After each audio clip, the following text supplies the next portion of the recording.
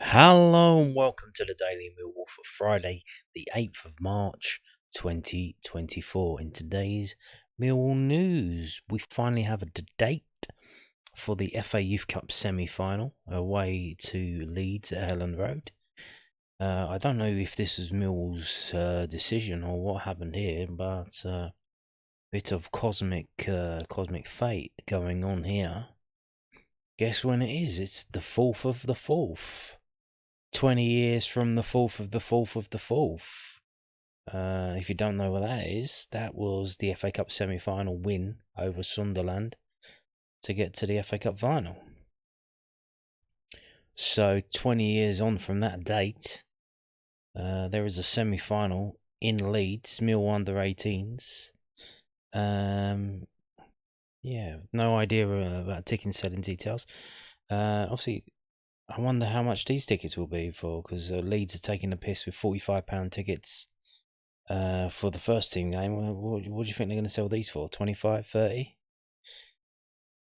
Probably try and keep people away. Our last game, the quarterfinal, was on FA Player, and I think all of the quarterfinals were on FA Player. So I'm pretty sure this will be on FA Player as well. So you should be able to watch this on some site. Maybe it'll be on Millwall TV as well.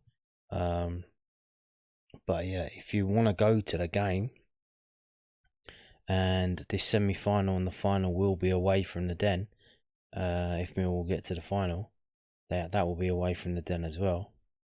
So here you go. This is your chance. If you live up north, you get to the game. Thursday the 4th of April, kick-off 7 PM. Weirdly, the graphic says 8, but the thing up there says 7. I don't know if that's related to the clocks going back, or if that's just if someone doesn't know that their 24-hour clock and 20 is 8, 19 is 7. I don't know, but there you go. Now, moving on to this from southernnews.co.uk. Millwall boss shares better news regarding Tom Bradshaw and Sean Hutchinson injuries, but warns of potential issues to other players amid 3-game week. The Lions are missing some big names as we head into the final stretch of the season. Tom Bradshaw could be back before the end of the season, according to Neil Harris. The Mill boss was fearful that the Welsh striker could potentially be out for the rest of the campaign after he suffered an Achilles tear in training in the days before the 1-0 win over Watford. But Bradshaw has since gone for a scan and received a second opinion, raising Harris's hopes that he could return before the summer. Ahead of the game against Birmingham City this weekend, the Lions head coach said, "Oh, we got a different opinion with a different ultrasound scan, just for clarity on the original news. It's still a tear in the Achilles, that hasn't changed. It's just more optimistic with a different line of treatment that we might get him back slightly quicker than the end of the season. When I spoke to you guys last week, it was sort of writing the season off or very close to it, and hope that if he did get back before the end of the season, it would be really limited. He's not going to be back next week or the week after. It's just a little bit of positivity for us on the injury front. That he might be back a couple of weeks before the end of the season, and he might get some involvement in the last 2 or 3 or 4 games if we're lucky." Sean Hutchinson has not appeared for Millwall since smashing home the winner on New Year's Day at Bristol City, but could also be back before long. Harris said, Hutch has trained all week, so he's definitely available for the group now. Whether that's thinking too soon for the starting 11, whether that's involvement in the matchday squad, we'll have to see. There's an under-21 game at the Den next week, which is a realistic target for him, for sure, to get some minutes in, as it will be some of the other lads that haven't played much recently. Aha, interesting. So this might be the reason why. So the under-21 game on Monday was versus Watford, was moved to the Den. So this might be the situation. Obviously, we saw Adamu Amaku play against Blackburn. Didn't have the best of games, but he's on the right wing. Hasn't played that much. So they're going to be playing him in that game. They're going to play Hutch in that game. Is it going to be like the end of last season when Gary Rowett put a load of basically half of the first team into that under-21 game to get them some minutes? So it might be that situation. So it might be a good opportunity if you've never been to an under-21 game before to go down to the Den at 2 PM on Monday to watch half of the first team coming back from injury. So there you go. With Birmingham being the third game of the week for Millwall, Harris has warned that a few players are still in recovery mode and there could be changes. 9 players have so far started every game under the 46-year-old coach, who has won 2 and drawn 1 of his first 3 games so far. He said, we've got the usual when it comes to the 3-game week. You have issues you've got to deal with during the week with the long journey, the minutes and the backlog of every pitch. So we have to check on 1 or 2 come the weekend. I'm not sure we'll have the same squad as last week. I'm not going to say too much at the moment, but we'll have a look and see. Sometimes it's about just trying to get ahead of the curve and make sure you don't risk someone you don't need to. There's an element of putting faith and trust in players who haven't got the opportunity as yet. I'm very aware I've got some really good players in the building that haven't really had a look in from me at the moment, or come off the bench and impacted but not had a start. So I have to be fair to the group and make the best judgment calls as I can. I won't always get them right, and I've been pretty good with the team selection and subs, and I hope my luck continues. So interesting, who's he talking about there? I imagine it might be Leonard, might be Saville, because they are the older ones of the group, and they do have kind of long-term knocks that they have to work through. So it might be them. Might see he's talking about players that we haven't seen under Neil Harris. That's Denor, isn't it? So, and SA, has SA started? I'm not too sure. No, I think he did, didn't he? So we'll see, but we'll see. So tomorrow at 2 p.m. we'll find out what the team is, and then we'll see. Now moving on to this, also from southwarknews.co.uk. Neil Harris believes he was a grumpy manager after Blackburn draw as he revises his opinion on Millwall result. It's 7 points from 9 for the returning manager. Neil Harris believes he was initially too grumpy in his reaction to Millwall's draw at Blackburn Rovers on Tuesday night. Michael Obafemi struck the opener before Sammy Smodics equalised in a tight game between two sides looking to avoid relegation. The Lions head coach appeared to be largely positive after the game, even if he did have issues with certain elements of his team's performance. But in his pre-match press conference ahead of the visit of Birmingham City tomorrow, Harris said he is now feeling even more positive about the importance of the result at Ewood Park. He told reporters, my glass was half full anyway, but on reflection, I was just being grumpy. A grumpy manager that had been 1-0 away from home, and I wanted to win. It was a really good point, and it was really probably a fair result. We didn't get a great deal of chances, and my goalkeeper makes one save all game from 25 yards, so it's probably overall about right. So no complaints. I just think the manner of the goal was a bit disappointing for us as a group. 7 points from 9. 3 strong and disciplined performances. Areas to improve in, of course, as with any stage of the season, but we're not going to be able to make those fast adjustments in performances because it's the time of the year. At the moment, it's about winning games of football. Harris has been back at the Den for a little over 2 weeks after making a sensational return to replace Joe Edwards. The Lions boss has now had a chance to get his feet under the desk and catch up with staff members who had been at the club during his first managerial stint between 2015 and 2019, and staff who had been there even longer when Harris was still a player. Asked if he remembered everyone's names, the Millwall head coach smiled and said, pretty much, I'm not going to get any younger, so I do have those middle-aged moments. But it's been great. Being at the Den last Saturday was great. A lot of fans outside that were fans when I first signed 25 years ago coming up to me, just reminiscing with old faces and people who still work at the football club and they've been here a long time, like Brian Tonks, the club photographer. Just seeing people like that, it's beautiful, really, for me and my family. I've got to know some staff that I hadn't met before at the training ground, and getting to know the players that I hadn't signed or hadn't played for me before. And that's a big part of my man management. I've enjoyed it, and we obviously had positive results so far, so good. But not settling for that. I'm not settling for that at all. We want to keep moving forward. There you go. Fantastic stuff.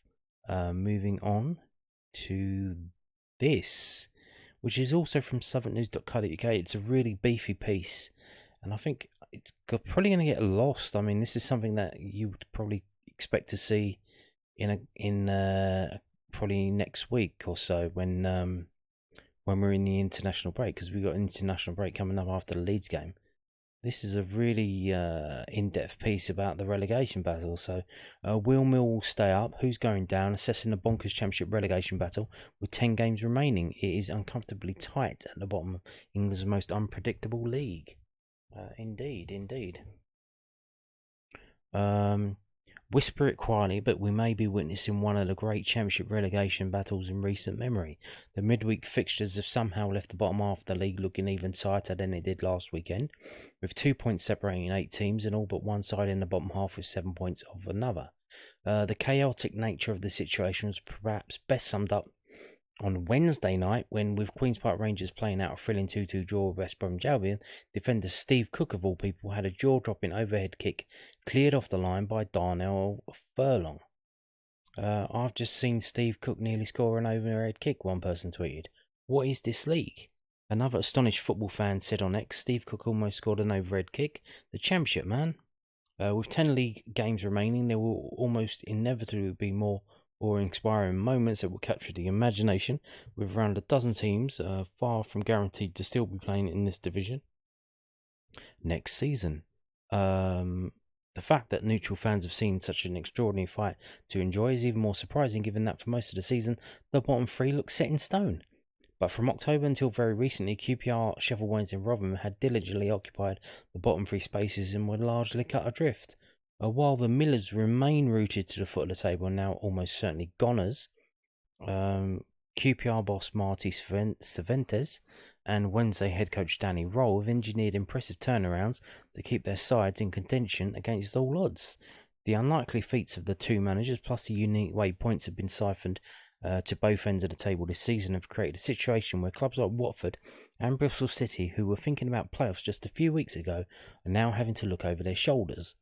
Third bottom Stoke City have 38 points after 36 games, more than any other club in the same position since the 2019-20 season. And then, so points total of the third bottom team after 36 games. So you can see there, it's the highest it's been in the last 5 years since the Middlesbrough in 2019-20. The high points haul of the third bottom club, along with second bottom Sheffield Wednesday, also having 38 points, has meant teams usually relaxing in mid-table at this stage of the campaign have had to be on red alert. The top four teams also have an unusually high amount of points compared to normal. Leeds United, who are in third, have 76 points, 13 more than third place Middlesbrough had at this stage last season. The concentration of points at both ends of the table have left those in the middle with no place to hide. Everyone is effectively either pushing for promotion or trying to avoid relegation, even at this late stage of the season. So where do Millwall factor in all of this? Well, Neil Harris left Cambridge United last month, escaping one madcap multi-team relegation fight in League One, just to find another one waiting for him in the division above. The relegation battle in League One, because they have 4 places, it always goes on longer than the other relegation battles, and it always goes on right until near the end of the season. That's how it is. You can't relax in that league, and that's kind of similar to what's happening in the Championship this season, with only the 3 places to go down. The 7 points from 3 games he has managed to claim means the Lions have still not ended a single match day in the relegation zone, and on paper there are enough winnable games left to salvage safety. And there's the table as it stands, although, no, where's that from? Oh, that is 2019-20 season, so that's the last time when the points total was as high. And you look at that, Luton were bottom. Luton, who are now in the Premier League. It's insane, isn't it? Mill's remaining fixtures, so here we go. Home to Birmingham, away to Leeds, home to West Brom on Good Friday, away to Rotherham on Easter Monday, away to Huddersfield Town, home to Leicester City, home to Cardiff, away to Sunderland, home to Plymouth Argyle, and away to Swansea City. It's not just Millwall who have been playing managerial musical chairs this season. While none of the current top 10 in their table have changed their head coach, 12 of the bottom 14 have, including all those who occupy 14th and downwards. Only Plymouth Argyle's change was enforced by outside forces, with Stoke City hiring Stephen Schumacher in December. Schumacher's Stoke host Plymouth, now led by Ian Foster, on matchday 44 in what could be a potentially decisive clash if both teams are still fighting for survival. That game could also end up being irrelevant. It's probable that the relegation battle has peaked early. Now several teams could be about to pull away. At the moment, Harris said he's only worried about his next opponent's Birmingham and not what is going on elsewhere. He said in his pre-match conference yesterday, I'm excited. I take it one game at a time. I'm not overly analysing who Huddersfield, QPR, Stoke, Sheffield Wednesday, Blackburn are playing this weekend, although I do know who Birmingham are playing. I can't control that. What I can control is trying to pick the best team for the occasion and the right tactics and try and make the best subs and mentally preparing the players. I've been a great place and I'm very much enjoying it and I'm delighted with the group and we just want to continue that momentum. 7 points in 3 games after not winning for so long. It's a credit to the players. Millwall will fancy their chances in upcoming games against Birmingham, Rotherham and Huddersfield, while the trip to Leeds will give Harris a chance to recreate that famous victory he presided over from 2018. The home games against West Brom and Leicester also give Harris the opportunity to upset the apple cart like he did against Southampton last month. The issue for the Lions is if the turnaround in results is just a short-lived new manager bounce and they slip into similar patterns seen under Gary Rowett and Joe Edwards where they struggled at the Den and were unable to put together consistent performances. The first 3 games under Harris have shown progress, but fans will be hoping for improvements in possession and in chance creation going forward. So far, Southampton, Watford and Blackburn have had more possession shots and shots on target in all of those games, but Millwall have found way to get results. Exactly. The only stat that counts. What's the score? What is the score? I don't care about possession. I care about being more direct. Whether that's long ball up to the big man or whether that's balls over the top to quick players like Obafemi and Imaku. I want you hear it when we're at the Den and we break quickly and we're running at them, the crowd are on their feet and they're roaring. They're roaring. That's what I want. I want that as many times as possible in the game. I want direct, going straight at the opponent's goal, putting it under him. That's what I want. Supporters will obviously wary that in the 3 recent seasons, 2018-19, 2021 and 22-23, the Lions have suffered from sudden lapses in the form in the final few weeks of the campaign. So here we go. Points needed for championship safety over the last 10 seasons. So there you can see the highest it was in 2016-17, 52. The lowest 38, which is incredible because that's what we're on now. That's what the teams are on now. That's what Sheffield Wednesday are on now and Stoke are on now. 2 years ago, that would have been enough to keep them up.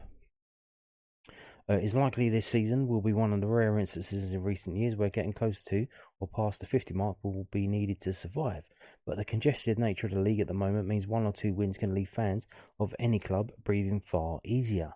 Millwall are among the form teams of those in the bottom half, but special mention must go to Sheffield Wednesday, who have now won 5 of the last 6 and are in the relegation zone only on goal difference. Well, they played Leeds tonight and they lost, so they did lose to Leeds. Upcoming games against Leeds at home tonight. And Ipswich Town 8 days later will test the head of steam they have built up. Exactly, they're playing the better teams in the league.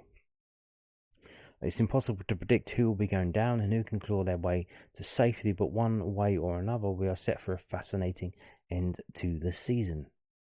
And there you go, it finishes. So like I said, this would have been a good piece probably during the international break, but hopefully it doesn't get lost in the scramble for the game tomorrow. Now we have from the South London Press, London News Online, an interview with the other man who's come back, David Livermore, a forgotten man in some ways.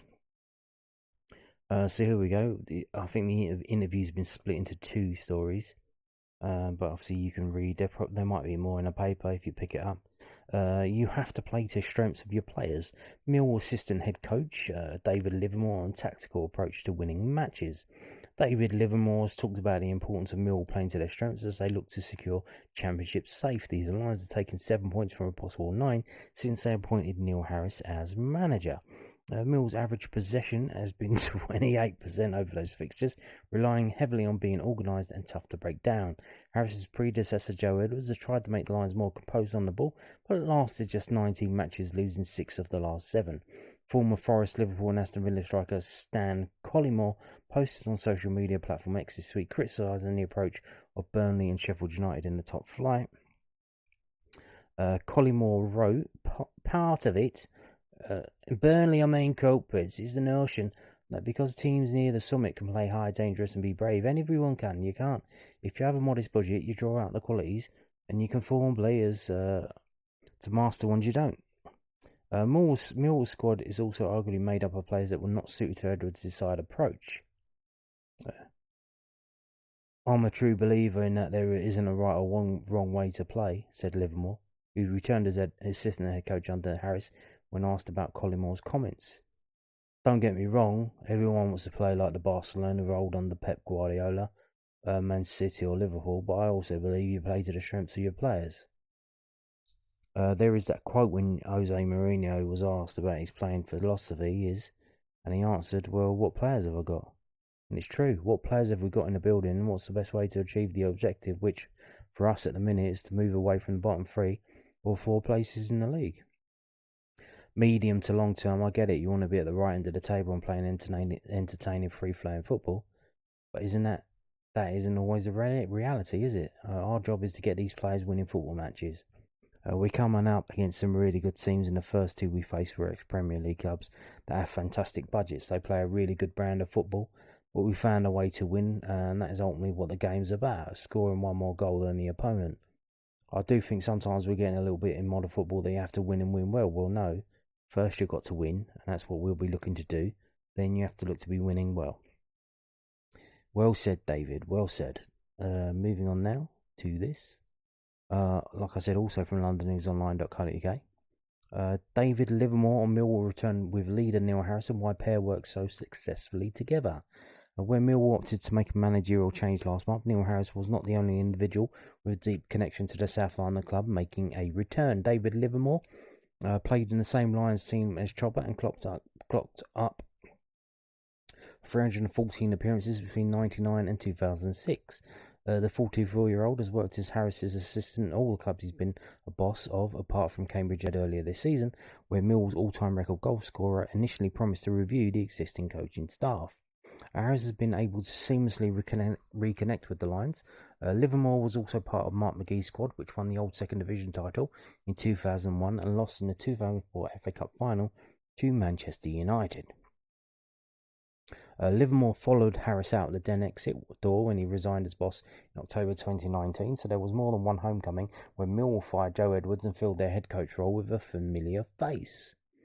The first few days were a little bit surreal, but you come in and you know about 70% of the staff, so it was pretty seamless, Livermore told the South London Press. I feel very fortunate and really pleased to be back, and I'm well up for the challenge, and that's the most important part of it. I was always hopeful that we were rooting to Cambridge for myself. Neil being the man he is, he promised Cambridge he would assess the staff they had there, and he certainly was going to follow through with that. I understood the situation. I was a bit disappointed for obvious reasons, but that was the circumstances that Neil needed to work on.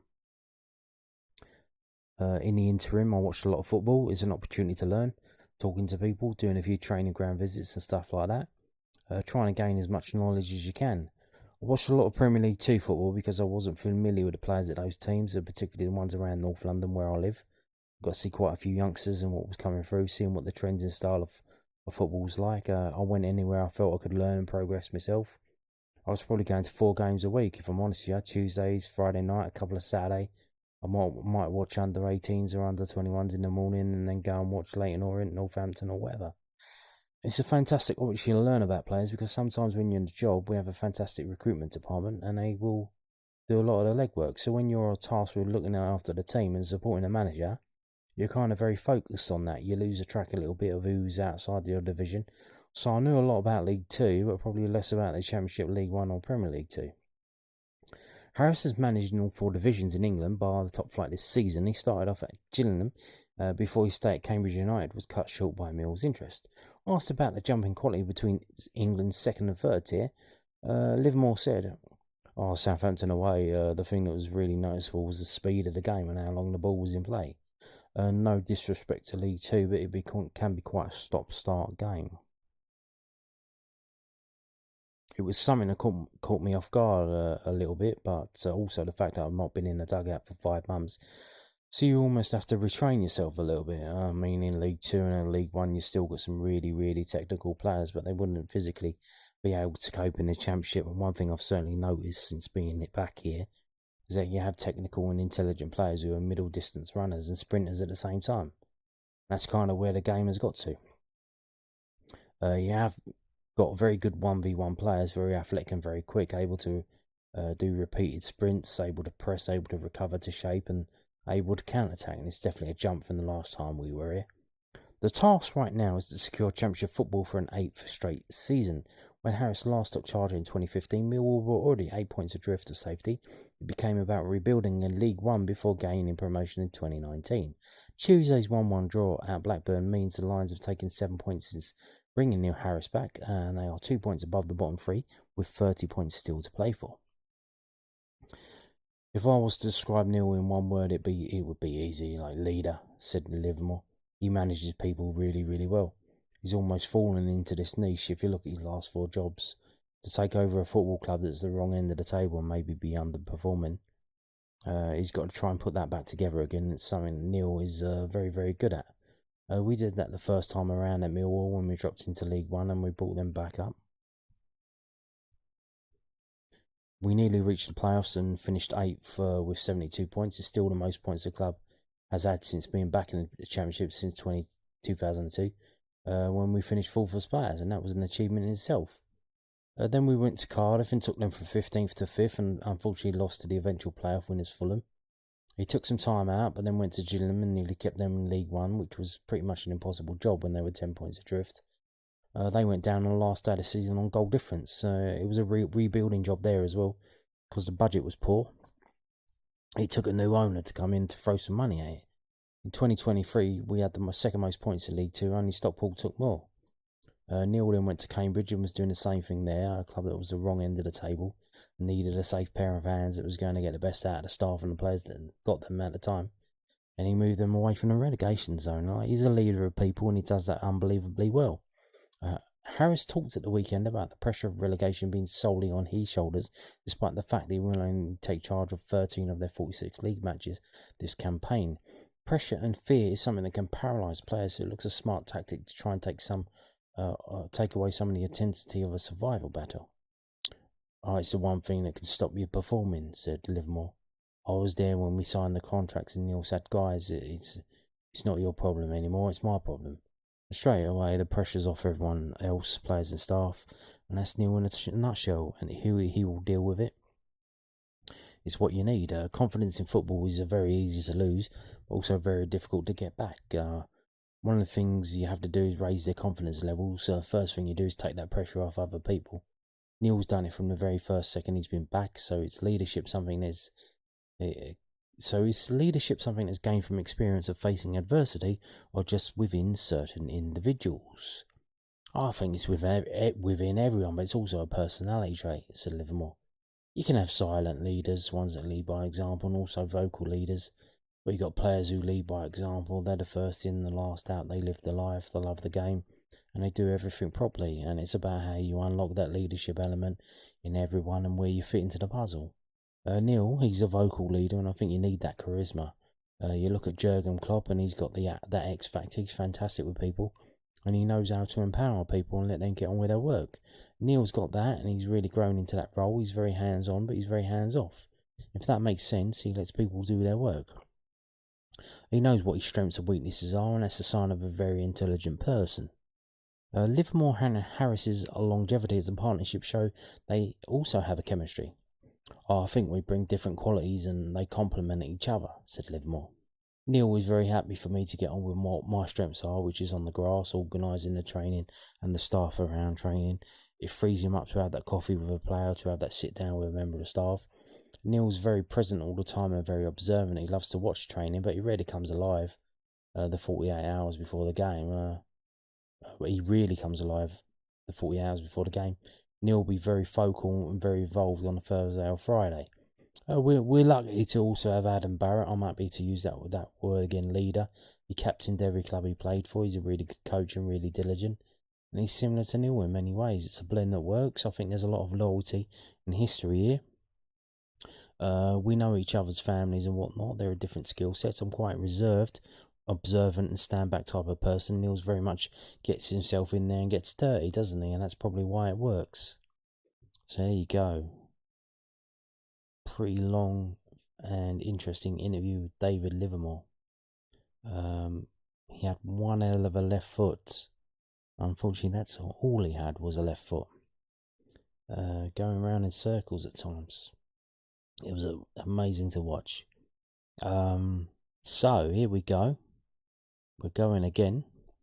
From the londonnewsonline.co.uk, the South London Press's online website. Mill boss answers question on whether free agent market and option free striker deprived squad.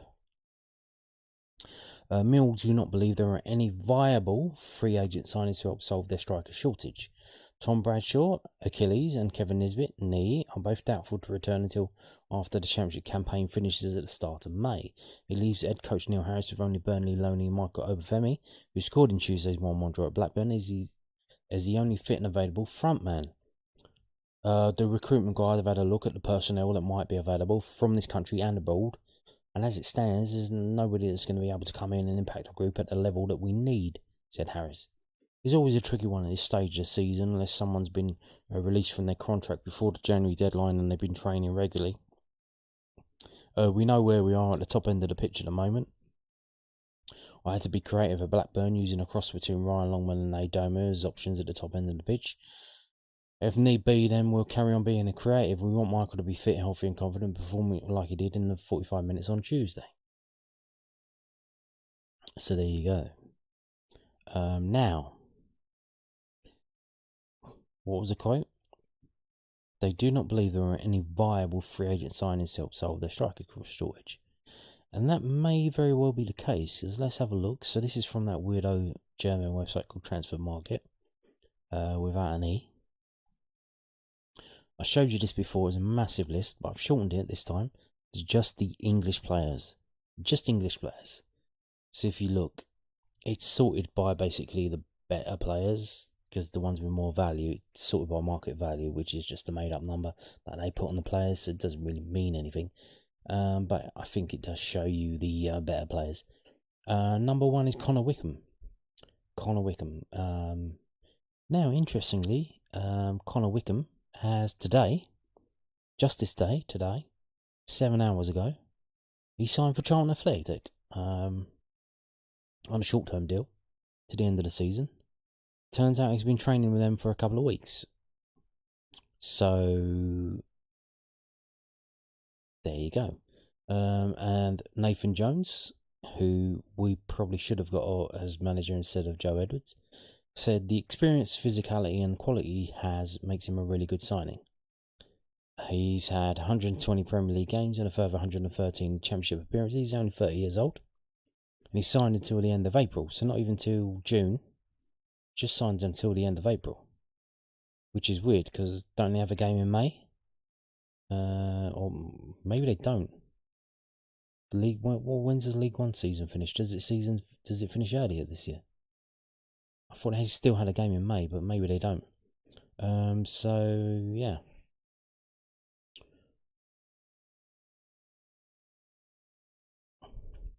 So it says Wickham, who's trained with the League One side for the past fortnight, said it's a good opportunity for me to work with a good group of lads and a good manager for the last part of the season, so it's something I'm looking forward to.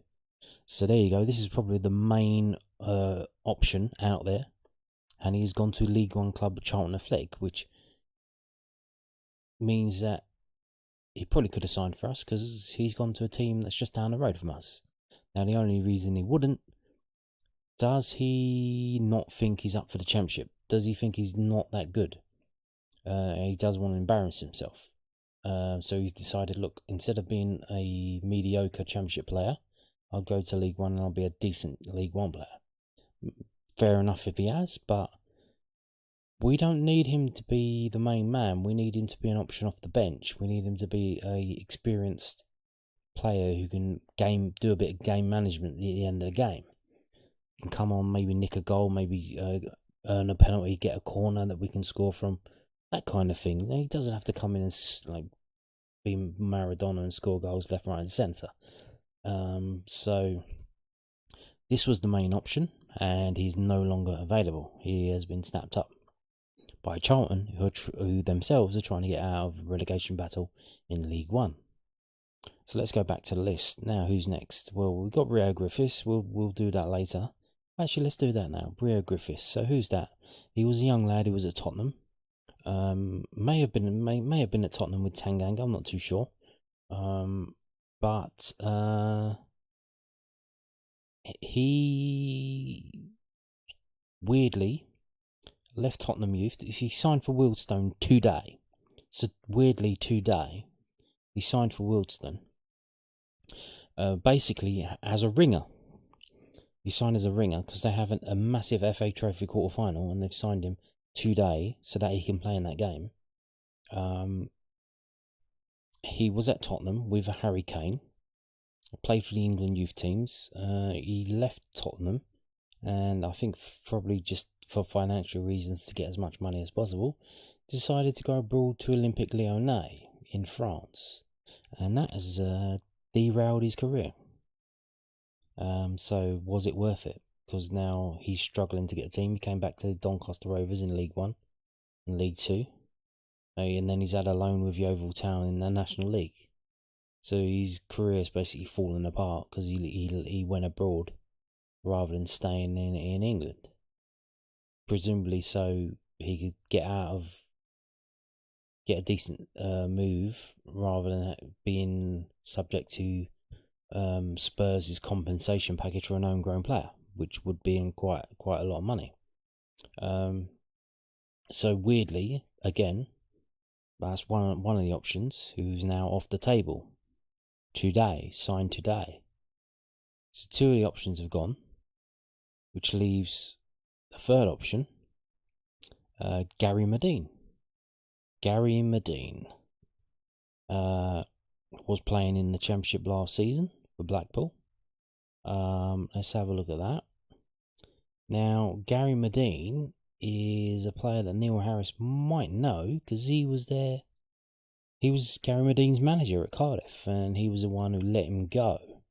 Although it seems to be a club decision. We've got this story from, it's on pressreader.com, but it's from, I think, the South Wales Echo. And explains Medine exits. So we're going to skip to that bit. So Harris has admitted that now Gary Medine has been released by the club, as well as Traore, it frees up some funds for him to use in this month's window. Medine was let go with 18 months left still on his contract to run, but many were left wondering why the club didn't attempt to sell him even at a cut price.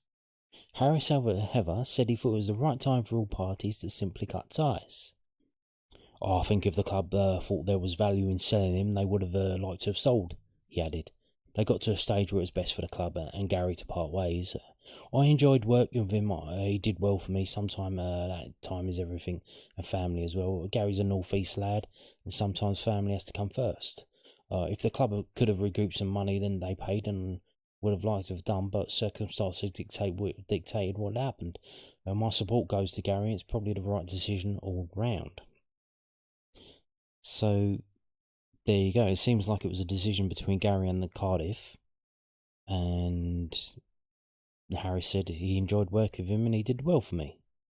So the fact that he's a free agent, why would he not look at him? Well, here's why. This is from the boltonnews.co.uk. Ex-Bolton Wanderers Gary Medine sentenced after car crash. And this is from the 20th of September 2023. So footage released by police shows a former Bolton Wanderers player running away from police after crashing his car.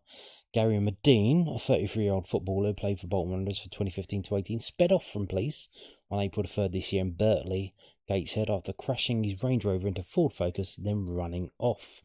Medine was charged with driving a motor vehicle dangerously, driving in a public place without due care and attention, failing to stop after a road accident and failing to stop when required by a constable or traffic warden, and failing to give information relating to his ID when required. So there you go. Medine was sentenced to 6 months in prison, suspended for 18 months, with 250 hours of unpaid work at Newcastle Crown Court. I don't think he has to work at Newcastle Crown Court, it's just that's where the sentence was given. In dashcam footage released by Northumbria Police, the Range Rover can be seen weaving in and out of streets before crashing into a Ford Focus. Medine continues driving before finally stopping and get out of the car along with a passenger. Both men then seen running away from police. So he's fit. He's still fit. And there you go. Medine was also given a driving ban for 12 months. Now that's not ideal, is it? Because if he's living, how's he going to come to training? Like, that probably screwed him over. So he's probably done now. If he can't drive himself to and from work, then how is he going to pay for a driver every time he needs to go somewhere? He's going to get minicabs everywhere. Like, what is he going to do? Not only that, that's his first trouble with the law. The footballer was also previously jailed. One of the few footballers who've been to jail and still ended up playing at a decent level in 2013 and released after 5 months for ABH and GBH. That was for punching people in Sheffield nightclubs. So after having a few drinks. So there you go. That's our main option right now, is to bring this guy in because he's out of contract. He's also banned from driving and got a suspended prison sentence and has to do community service. So them's is our options there.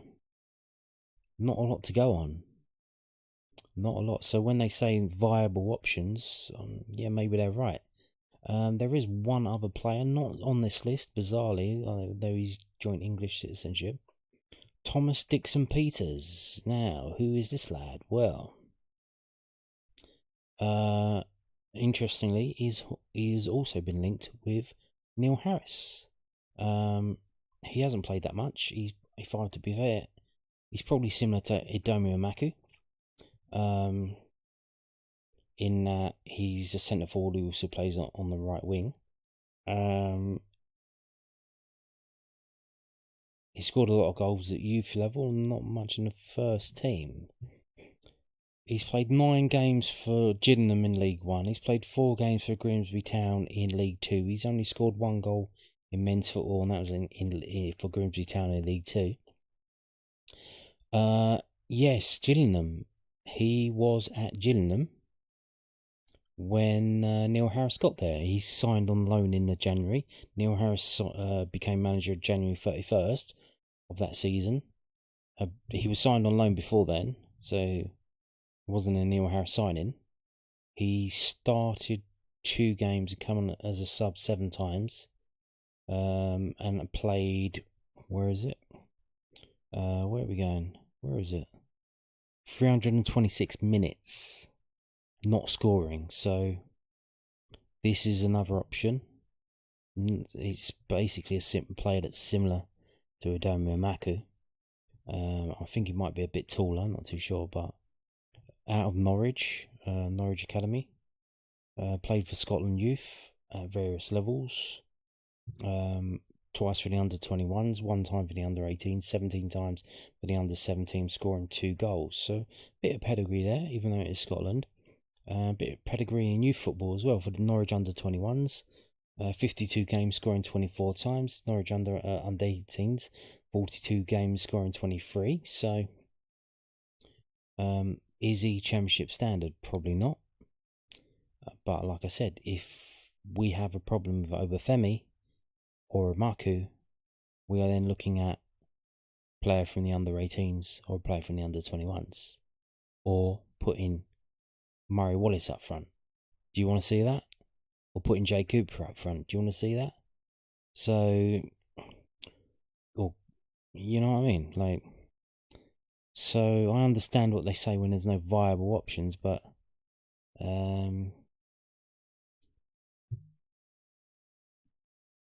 getting relegated this season isn't an option either. So one thing I would say as well, I don't know if you noticed this if you watched him in the warm-up before the game, if you get down early enough to see that. They bring 3 goalkeepers to every game, in case one of them gets injured. Then that player will go on the bench. They also bring a few, maybe like one or two extra outfield players, but they bring three goalkeepers to every game. When's the last time we had to make a goalkeeping substitution when the goalkeeper was either injured or got sent off? I can't remember for quite some time now. Wasn't it Jordan Archer got sent off, or was it like even longer than that, going back to Lenny Pidgley? But even though that's such a rare occurrence, not just for us but for any other club, they still, to this day, bring along three goalkeepers to the matchday squad and put one in goal and one on the bench. Although there was that, like earlier this season, I knew Gary Rat would do this. Because they bring the three goalkeepers and we didn't have that many players, he put two goalkeepers on the bench in the official in the official team sheet, because they added like 9 subs or whatever it is now. I knew it would do that. So yeah. So if you're going to go to the lengths to do that, just to make sure that you have the goalkeeping position covered, even though he hasn't been needed to do that for quite some time, but you won't sign an out of contract player to just sit on the bench and just in case he's needed. If there's an injury or a suspension to a player, because after Thursday the 28th of March, you can't sign no more free agents. That's it. We've got what we've got. That's it. So, like I said, if Obafemi gets injured tomorrow against Birmingham, you need to do something. You can't do nothing. You need whoever's viable or not viable. You've got to do something. So we'll see. We'll see what happens. Now we're going to move finally, after 46 minutes of waffling, on to talking about the game tomorrow. The game is sponsored by the match sponsors Regal Elevators and Lift Consultants and Pew Electrical. Now you may know them because they are the main sponsors of Lions TV. So here we go. Please introduce yourself and your company. Pew Electrical are specialist suppliers to the lift industry. We serve lift companies and professionals with electrical accessories from stock and supply bespoke solutions for all products, from simple trucking, nuts and bolts, through to lift controllers, machines, media displays and custom fixtures. If your company could be a Millwall player, who would it be? Neil Harris, full of heart and loyal to customers or fans in Neil's case. How long have you followed Millwall? All my life. Well, that's narrowing it down. How old are you, my man? Do you remember your experience at your first Millwall game? When was this? It was at the Old Den, but I cannot remember the game. Fair enough. And you can go to Pew Electrical at pewelectrical.com or Regal Elevators at regalelevators.co.uk. Today's match sponsors. Moving on to the message board from today's game against Birmingham. Happy 11th birthday, Tiffany. Hope you have a wonderful day. Love, Dad. And Tiffany is the one on the left there, posing with Jake Cooper. Happy birthday, Emma Chapman. We love you to pieces. And there's Emma there. Good luck to a big Millwall fan who starts his chemotherapy next month for cancer. Barry Porter, lots of love and support from your brothers Stephen, James and Graham. You've got this. Yeah, we certainly do hope so. Damn. Good luck with that, Barry. Now, moving on to the matchday mascots. Introducing Millwall's matchday mascots for Saturday's Sky Bet Championship game against Birmingham City. Sophie Turner. Saturday's Junior Lions mascot is 10-year-old Sophie Turner. Sophie goes to school on the Hoo Peninsula and she takes part in lots of sports clubs through the school, such as netball and tag rugby. Sophie is a keen girl guide and loves arts and crafts. She loves all animals, but especially her 2 cats, Flash and Sparky, and her adopted goat, Neville. Her favourite singer is Taylor Swift, and her favourite Millwall player is George Honeyman. Next up is George Blackburn. Hey, George Blackburn. He's 12. He attends Langley Park School for Boys and enjoys sports and gaming. George's favourite Mill player is Jake Cooper, and he predicts a 2-0 win for the Lions this weekend. Next up is Georgie Hissey. 8-year-old Georgie goes to Ditton Junior School unless his main hobby has football. Zion Fleming is George's favourite player, with him predicting a 3-1 win for Mill over Birmingham City. Next, we have Mason Scott. Mason is 7 years old. He's 8 on the 17th of March. Goes to Peter Hill's school and lists his hobbies as football and swimming. Mason's favourite line is Zion Fleming, whilst he hopes Mill will win 2-0 on Saturday afternoon. Next up, we have Freddie Cole.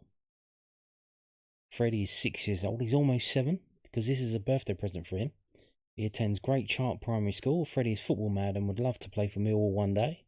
His favourite player is Zion Fleming, and he predicts a 2-1 win for the Lions against the Blues. Next up, we have this cool-looking dude whose name is Hudson Remfrey. 7-year-old Hudson Remfrey attends St Catherine's School in Knockholt, Kent, and enjoys playing football, golf, and gaming. Hudson's favourite player is Billy Mitchell. Next up is Charlie Pike. Charlie is 10 years old. He attends Northumberland Heath School. Charlie enjoys football, and his favourite player is Zion Fleming. His score prediction is 2-0 to Millwall. Next, we have Ronnie Moore. Ronnie is 8 years old, and he goes to St George's School in Wrotham. His hobbies include football, swimming, Xbox, and his favourite Millwall player is Jake Cooper. And Ronnie predicts a 2-1 win to Millwall. And finally, Logan Honey. Logan is 8 years old. He attends Culverston Green Primary School, and his hobbies include football, drawing, and gaming. Zion Fleming is his favourite player, and he predicts a 2-1 win for the Lions. We hope you all have a fantastic day. Pardon me.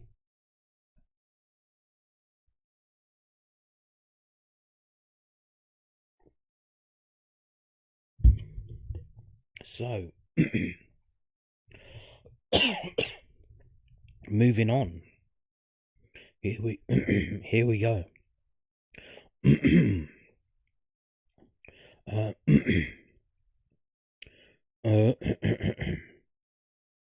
So this is from 11v11.com. It's the historical record of Millwall versus Birmingham City games. It's a game that we got a pretty decent record in until we get to a certain point in time, and then we go a massive chunk of games without getting a win. Starting in 1998 in the League Cup, 1-1 draw, and going all the way down to 2017 when we finally beat them 2-0. We went, what was that? 2, 4, 6, 8, 9 games without a win, including that playoff game in 2002 that we all know about. But in that run was a 4-1 defeat in the FA Cup, a 6-0 defeat at home, ouch, a 3-3 draw, a 3-2 defeat, 3-1 defeat. So a lot of goals and a lot of pain for Millwall over those years. But we finally managed to get a win. I think because the new owners were a bit they came in and they didn't really know what they were doing. They kind of run the team into the ground. They got rid of Rowett and brought in Zola just because, hey, it's Zola. It's Zola, isn't it? He's good. He was a good footballer, not really a good manager. And then they ended up getting relegated. I think they got relegated. And then it's just been kind of downhill from there. So since then, we beat them in 2017. We lost to them in 2018. We drew in 2020, 0-0. We beat them in 21, 2-0. We beat them in 21 in December, 3-1. But last time out, we lost 1-0 to them. That was at the end of the season. That was in 18th of April. That was part of the run that saw us capitulate at the end of last season. Which even though we did, we still had a chance going into that Blackburn game, which, as everyone knows, we got up and at half time, and then we threw it away in the second half. So that wasn't good. But generally, it's a game we win mostly, especially now that Birmingham have kind of dropped off a bit and they're down closer to our historical level. Yeah, it's a game that we generally win. So if we can move to this, this is from. Is this the right one or is this the wrong one? This is the right one. This is from WhoScored.com, head-to-head record between the two teams. So you can see the last 6 games. We've won 3, drawn 1, lost 2. We've had a player sent off in a game that we lost in 2018. A lot of clean sheets in the last 6 games. We have kept 3 clean sheets. They've kept 3 clean sheets, which means in the 6 games of this fixture, we've only scored 7 and they've only scored 4. So that's kind of weird. Not many goals. If we go up and we go to the top right, you can see Millwall have seen under 2.5 goals scored in 12 of their last 14 matches against Birmingham in all competitions. So that means home and away. Millwall are undefeated in 9 of their last 10 matches against Birmingham in all competitions. So we haven't lost to them. Well, we've only lost once in the last 10 games, which kind of summarizes up like their kind of fall from grace, and where they're at the moment. If we go down, so here's the table as it stands now. Pretty even over the season, pretty even over the last 6 games in the form guide. If you look at the right hand side, you can see we have both drawn our last game. In the last 6 games, we have drawn 1, 2, lost 3. We've done that, and they've done that as well. So it's identical. The goal difference over the season, -13 for us, -14 for them. We have played 1 more game than them, so they have a game in hand on us. So this is probably a bigger game of Blackburn, to be honest with you, in terms of a game that we probably need to win. Because if we lose to these guys, then they have a game in hand of us as well. If they win that, they'll end up being 5 points above us instead of 1 point below. So don't really need that. So if we go to, well, no point looking at the form table because we know what that is. Both teams are the same. So if we go to home, obviously we did win our last home game, but that still leaves us as 22nd best or worst, or whatever you want to call it, home team in the league. Not very good. Only scoring 15 goals, which is less than a goal a game. We're 18 games, 15 goals. Not very good. Not very good at all. So, how are we going to score if we don't have any strikers? We've got one half fit centre forward. Doesn't look good, does it? So, are we going to need to be keeping a clean sheet again? Can we do that? And hope that we can nick a 1-0 win. That might be the strategy. We might need to keep that clean sheet in order to try and get that win.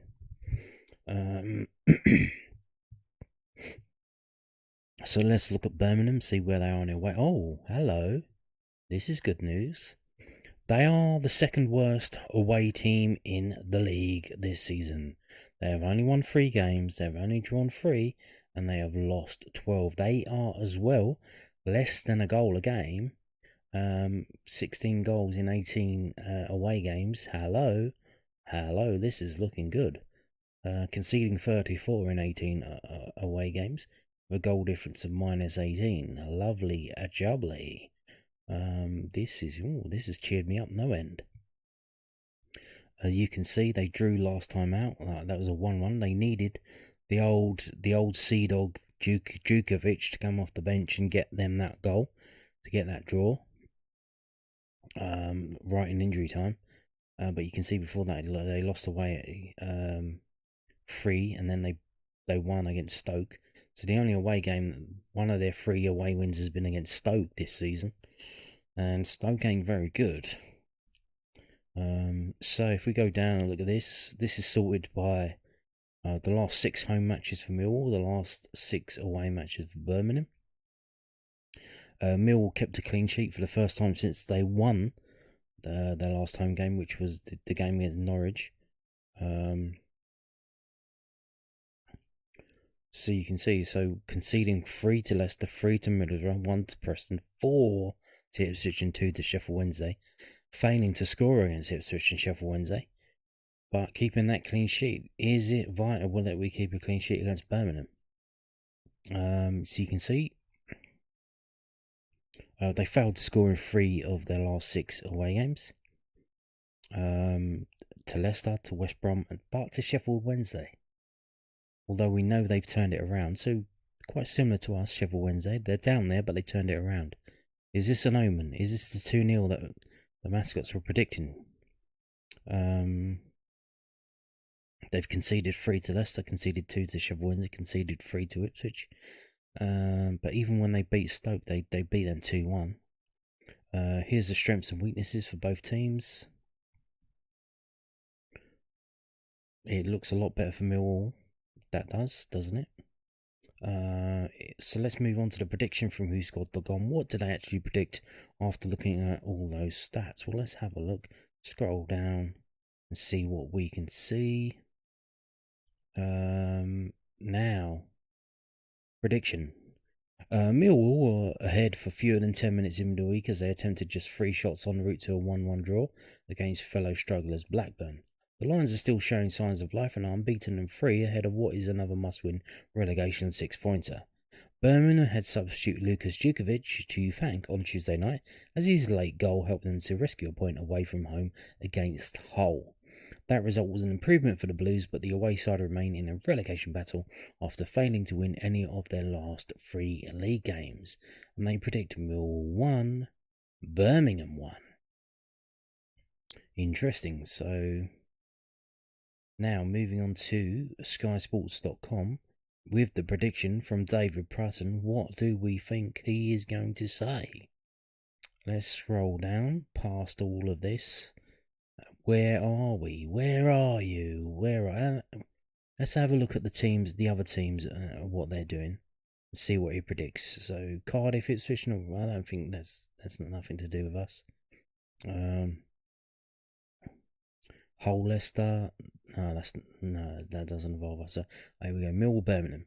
So Millwall picked up 7 points in 3 games under Neil Harris. They probably made the change at the right time, because if they stayed on the same course they were on before, they'll be buried in the bottom 3 right now. Amen, brother. Amen. Birmingham might well be heading that way. They haven't won any of their 3 games in Tony Mowbray's absence from the dugout, and that will be the cause for concern. I think they could become 4 at the Den, and he predicts Millwall 2, Birmingham 1. Another factor that you may or may not know, Tony Mowbray, I think he's got cancer or something. He's gone off to deal with that. Well, I think it's cancer. I'm not too sure if it isn't. I apologise. So obviously that they have lost all 3 games. Or no, they haven't won in 3 games since he's been away. So interesting now. So scroll down and see this. So Huddersfield, West Brom. What does he think there? So he thinks West Brom are going to win that. That would be nice for us. Thank you. What else have we got? Blackburn, Plymouth 1-1. That would be good because they would both drop points there. Norwich, Rotherham. Well, Rotherham are down anyway. Don't really matter, does it? Preston, Stoke. Preston to beat Stoke. Yes, please. That would be good. Like I said before, Stoke are the ones at the moment holding the hot potato. We just have to do it. We have to match their results. If they get a win, we have to get a win. If they lose, we can lose. That, and if they get out of it, obviously the other teams might. There are more other teams who are first in the firing line before they get to us, and then if they fall into, like if Huddersfield drop into it, then we just have to match their results for the other 9 remaining games. That's just how it goes. QPR Middlesbrough. So you reckon QPR are going to beat Middlesbrough? Maybe. Watford versus Coventry. Watford to lose, that could drag them further down. And Bristol City Swansea. So Swansea to beat Bristol City there to get them away from the bottom, which would be annoying because we're trying to catch them up. But can we catch them? I don't know. If we could just finish 16th, I think that would be fair enough at the moment now. Comfortably 16th, that would be good. If we could if I don't know how long it's going to take, but if we could get this settled as quickly as possible and not having to rely on like the second last game or the last game of the season to do it, if we could be comfortable by then. But I don't know if it's unless we just literally win and win and win and win. I don't think that's going to be the case. So we'll have to wait and see. So let's go up and see again. The prediction from David Pratton 2-1. I think the clean sheet's going to be vital. So I think we could do that. I think they've struggled to score away from home.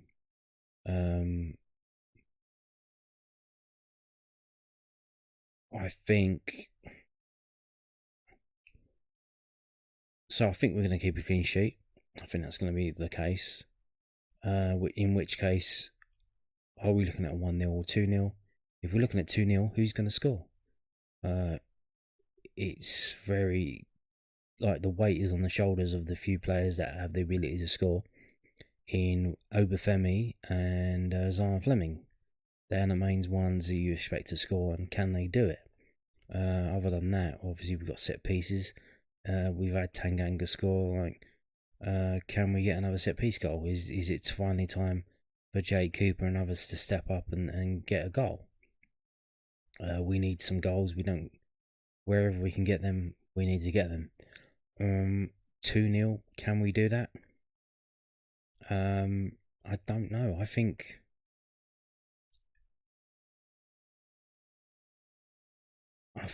the way they're going to play is they're going to try and probably just defend, and we're going to have to try and break them down, which is why we might rely on set pieces. I think even if they go 1-0 down, they'll still carry on that. They won't play expressive football because it is so tight down there that even like the goal difference is important. So I think they'll just keep defending, and just if they're losing 1-0, they'll probably try and get out with a 1-0. I think I'm kind of torn between 1-0 and 2-0. I would like it to be 2-0. I like us to score more than one goal and not have to be squeaky bum time as we try and do the old let's go 1-0 up and try and defend it for 70 minutes or 45 minutes or whatever it is. But is that a comfort that we're going to see tomorrow? I'm not too sure. So, no, you know what? I'll go 2-0. I'll go Millwall 2, Birmingham 0. I'll go with that. And if it's not going to be that, it's going to be 1-0. And on that note, thank you for watching and goodbye.